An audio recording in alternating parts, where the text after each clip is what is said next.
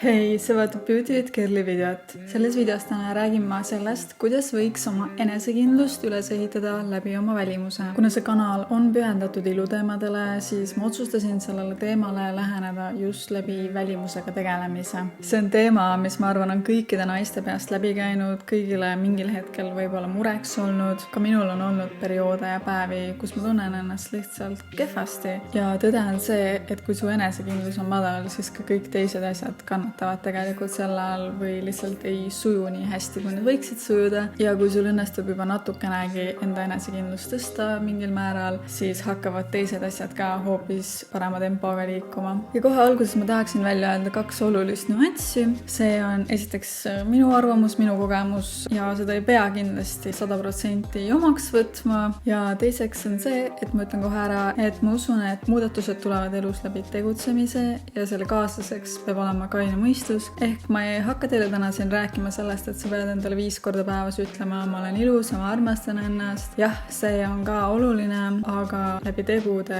tulevad reaalsed tulemused. Teadlikkus ja asjade läbimõtlemine on väga olulised, aga puhtalt sellesse mina ei usu, et sa saad ainult läbi mingisuguse mõttetegevuse või mediteerimise kõike muuta. Taustaks ma tahaksin alustada sellest, et kust ma üldse võtan sellist asja, et enda välimusega tegelemine võib kuidagi enesekindlust positiivselt mõjutada. See tuleneb peamiselt minu tööst, minu töökogemusest ja ka minu enda igapäevaelu kogemustest. Iluteenindajana mul on võimalik näha neid emotsioone, mis inimestes tekivad, kui nad saavad selle mingisuguse muudatuse, värske looki mingi asja osas. Nii kulmuhoolduste puhul kui ka meigi puhul see efekt on märgatav inimese tujus. See lihtsalt annab mingi hoopis teise vibe'i, kui sul on midagi värsket sinu juures. Ja näiteks iseenda puhul, kus ma seda kõige rohkem märkan just iluteenuste puhul, on juuksur. See on asi, kuhu sa jõuad pigem võib-olla harva ja mida harvemini sa seda muutust koged, seda võimsama efektiga see on. Aga näiteks meik, õige meik inimese jaoks võib anda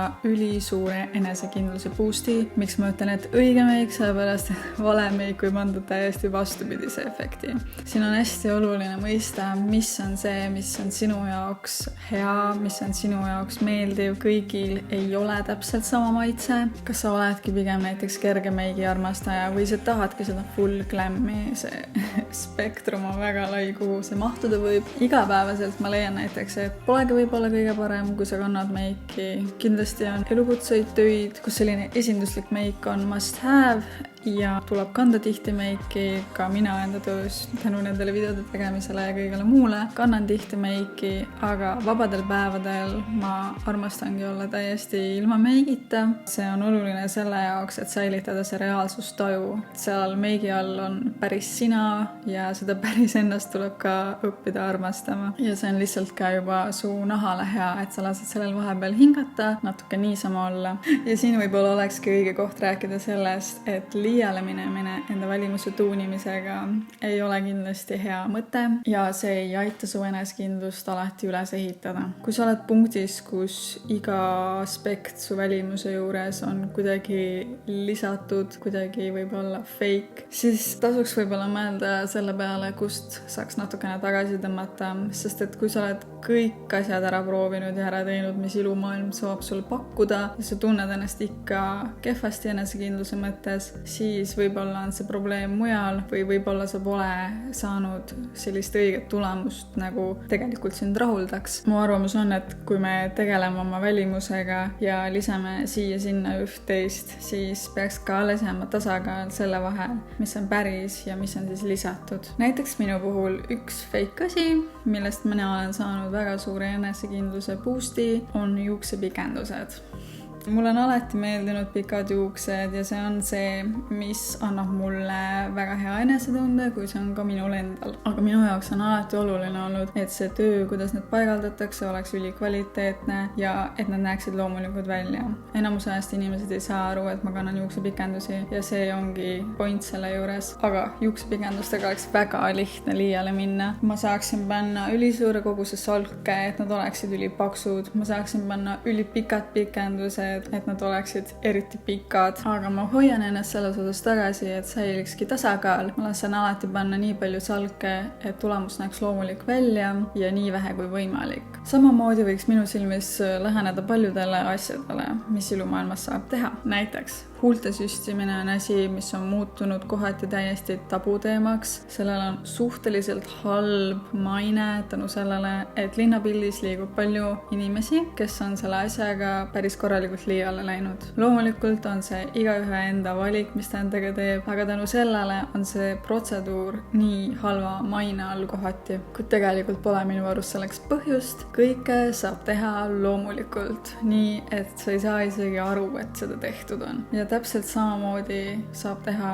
teiste iluprotseduuridega, nagu näiteks ripsmepikendused, küüned, juuksepikendused ja nii edasi ja nii edasi. Ja kui me räägime üleüldiselt iluprotseduuridest, siis minu silmis see võiks olla sinu jaoks investeering iseendasse, investeering sinu heaollu. Loomulikult rahaline seis paneb ka asjad paika. Kui sul ei ole võimalik palju kulutada iluprotseduuridele, ilutoodetele, siis proovigi rõhuda loomulikkusele ja proovi saavutada lihtsalt selline viisakas, hoolitsetud välimus. Näiteks käi regulaarselt oma juukseotsi lõikamas, kammi neid mitu korda päevas läbi, sõrakel soeng katkiste otstega versus värske lõikus, kammitud, sätitud soeng. See vahe on märgatav. Teine suur asi loomulikult on meie näonahk. See on esimene asi, mis ju siit kõigest välja paistab. Kui sul on näonahaga probleeme, siis võib-olla tasuks mõelda kas dermatoloogi konsultatsiooni peale või kosmeetiku konsultatsiooni peale, enne kui sa lihtsalt selle kõik paksu meigikihi alla peidad. Kuid mõlema puhul, nii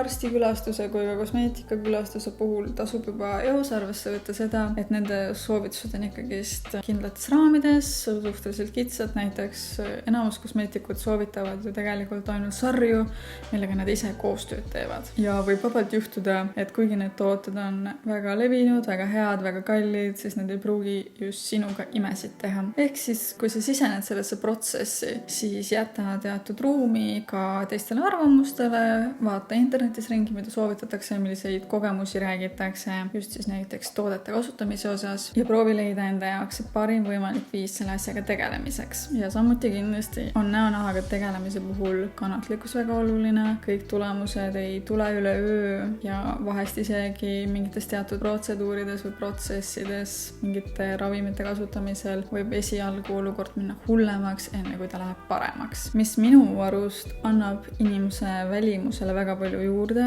on hambad. Ma tean, et kui paljude jaoks see on enesekindluse mõistes just selline pigem valukoht ja see on täna üsna keeruliseks teemaks kujunenud, sellepärast et kui sul ongi näiteks kehvas seisus hambad, mis vajavad ortodondi abi juba, siis need järjekorrad on lihtsalt ebareaalselt pikad, mingi 5-10 aastat, mis kõlab täiesti ebarealistlikult, aga väidetavalt nii on. Ja samuti on see rahaliselt väga kallis protseduur, aga kuna järjekorrad on pikad, siis sul on aega koguda ja valmistuda selleks. Ja samas see on asi, mis jääb sulle terveks eluks. Kui sa teed ühe korra selle asja läbi, siis saad aastakümneid olla ilusate hammastega. Alati loomulikult ei pea võtma ette ülisuuri, mahukaid ja kalleid protseduure, et parandada enda enesekindlust läbi välimuse. Vahest piisab ka väikestest asjadest. Näiteks minu enda puhul üks selline asi, mis annab mulle meeletult enesekindlust juurde, annab mulle hea enesetunde, kui ma peeglisse vaatan, on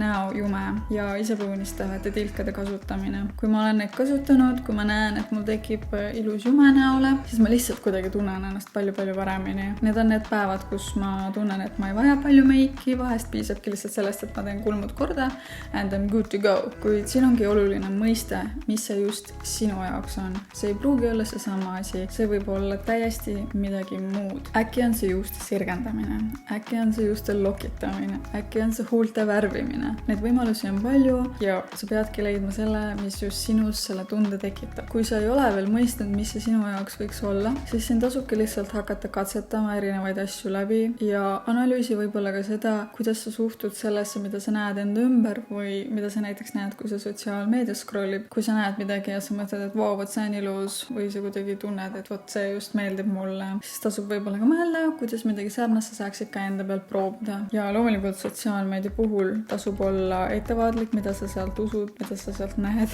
Sealt võib saada head inspiratsiooni, aga see on täis filtreid, blurri, töötlust. See käib täna selle asja juurde ja absoluutselt kõik teevad seda nii Instagramis kui ka juba TikTokis. Need filtrid lihtsalt, need on jõhkrad, ja see kaugeneb aina enam sellest reaalsusest. Aga see on natuke teine teema ja võib-olla mingis teises videos räägime sellest veits pikemalt. Mis puudutab veel välimust, siis loomulikult on veel 2 väga suurt asja, mis seda enesehinnangut selles osas mõjutavad. Need on sinu füüsiline vorm ja riietumine. Aga ma ei ole kummaski osas ekspert, nii et ma ei taha anda siinkohal mingit sügavamat nõu. Ma ütlen ainult nii palju, et minu enda puhul on samamoodi nendes mõlemas asjas aidanud selline tasakaalu otsimine. Ja see on mul andnud kõige parema tulemuse selle osas, kuidas ma ennast tunnen. Samuti ma tahaksin meelde tuletada, et kui sa pole veel sellele videole jätnud like'i või minu kanali subscribe inud, siis ole hea ja tee seda. Kui on miski, mis sind väga häirib, siis tasub suhelda selle valdkonna ekspertidega, tasub uurida erinevaid alternatiive ja lõpuks kuidagi tegutseda. Ja mis puutub nendesse ekspertidesse, siis usaldame rohkem neid, kes on reaalselt selle vastava haridusega, kes on suure kogemusega. Ja suuremate protseduuride puhul, olgu see siis juuste värvimine või näiteks ilusüstid, mis on täna ka väga populaarne teema, siis tasub sellesse suhtuda kui investeeringusse iseendasse ja mitte valida kõige odavam ja kõige lihtsam viis või tegija. Usaldage eksperte ja hästi koolitatud eksperte ning pigem vali alati esialgu loomulikum tulemus, ära lenda kohe 100-ga peale nii-öelda. Kui sa lähed asjaga liiale, siis enesekindluse mõttes võib lihtsalt tekkida täpselt vastupidine efekt, ehmatad ära appi, mida ma tegin endaga. Sa võid hakata ennast pigem just halvemini tunda, kahetsema seda tegu ja eriti kui ongi tegemist mõne täiesti uue asjaga sinu jaoks, siis alusta pigem väikeste sammudega. Näiteks ka, kui minu juurde tuleb inimene, kes pole mitte kunagi lasknud endale kulmuhooldust teha, siis ma tean, et ükskõik kui heleda tulemuse ma talle teen, ta ikka on alguses nagu mingi wow, okei. Aga sellepärast ongi oluline, et esimesel visiidil, esimest korda, mida iganes sellist suuremat tehes, pigem sihtida seda loomulikumat tulemust. Näiteks juuksevärvi muudatus. Kui sa tunned, et sa tahad totaalset muutust, näiteks blondist brünetiks minna, siis uuri kõigepealt oma juuksurilt, et kas sa saaks äkki proovida mingit sükest kerget toonivat lahendust, et katsetada, kuidas see asi sulle üldse tundub. Sest paraku meil naistel vahepeal ikkagist need hormoonid möllavad ja tekitavad meile selliseid äkktujusid. Need soovid teha mingisuguseid jõhkraid muudatusi endaga ja need võivad hiljem leebuda. Ja seetõttu ma ütleks, et kui sul tuleb selline mõte teha midagi täiesti teistsugust enda välimusega, teha mingi ülisuur muudatus, siis võta veidi aega selle üle järelemõtlemiseks. Vaata, kuidas sa selle mõttega harjud, kas sa tahad hiljem ikka veel seda ja võib-olla esialgu proovi seda muudatust kuidagi läbi viia leebemal kujul. Ja siia lõppu üks väga oluline reegel minu arust. Ära kunagi muuda oma välimust selle põhjal, et keegi teine seda tahtis. Sa pead alati ise seda tundma, et jah,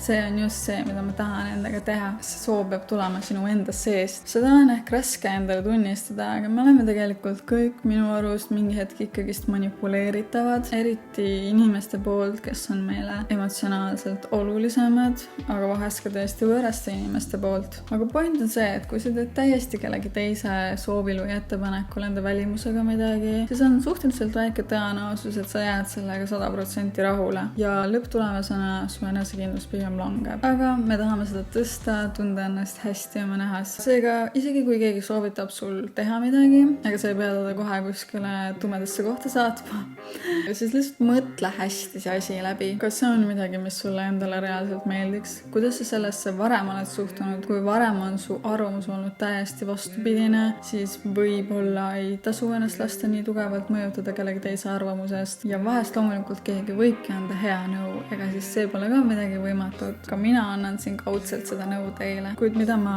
rohkem silmas pean läbi ühe suvalise näite. Kui keegi lõikab enda eluaeg pikad olnud juuksed maha sellepärast, et ta elukaaslane näiteks tegi komplimendi kellegi suunas, kellel olid lühikesed juuksed, siis see vist ei ole päris õige käitumisviis. Seega mõtle alati hästi läbi need asjad, mida sa oma välimusega teed ja tee seda ainult siis, kui sa reaalselt ise seda ka tahad. Selle põhjal, mida ma olen näinud iluteenustes ja ka iseenda kogemustes, kuidas inimese tuju ja enesehinnang ja olek võib muutuda peale seda, kui ta on saanud mingi värskenduse, mingi eduka iluteenuse tulemuse. Julgen ma öelda, et õigeid samme, õigeid asju tehes sa saad enda enesekindlust üles ehitada. Olgu need siis suured või väikesed. Väikesed asjad nagu näiteks make, need annavadki sulle võib-olla lühiajalise efekti selles osas, kuidas sa ennast tunned. Ja suuremad asjad nagu näiteks juuksuriskäik, soengumuutus või värskendus, see võib anda sulle pikemaajalise efekti. Kuid alati planeerides ja läbi tehes neid asju on vajalik mõista, et see kõik ongi väline, see kõik ongi lisatav ja seal all oleme päris minad ja ka seda päris mina tuleb aktsepteerida ja armastada. Ma loodan, et sellest oli kellelegi siin abi ja et te leidsite enda jaoks mõne uue idee, kuidas läbi välimusega tegelemise sammude enda enesekindlust tõsta. Või saite kuidagi pilti selgemaks, miks mingid asjad, mida te olete varasemalt läbi viinud enda välimusega, ei ole teie enesekindlust tõstnud. Äkki on näiteks hoopis tekitanudki selle vastupidise efekti, millest ma siin palju rääkisin täna. Sest iga asi, mida sa enda välimusega teed, peaks sind panema tundma paremini. Kui sa soovid sellel teemal kuidagi personaalset nõu, siis sa võid mulle vabalt Instagrami DM-i kirjutada. Ma aitan nii palju, kui ma oskan. Hea meelega. Kõik väärivad seda, et nad saaksid ennast tunda võimalikult enesekindlalt, võimalikult hästi. Aitäh, et sa seda videot vaatasid. Ma loodan väga, et sa jätad ka like'i sellele videole. Aitäh sulle veel kord ja näeme järgmises videos. Tšau!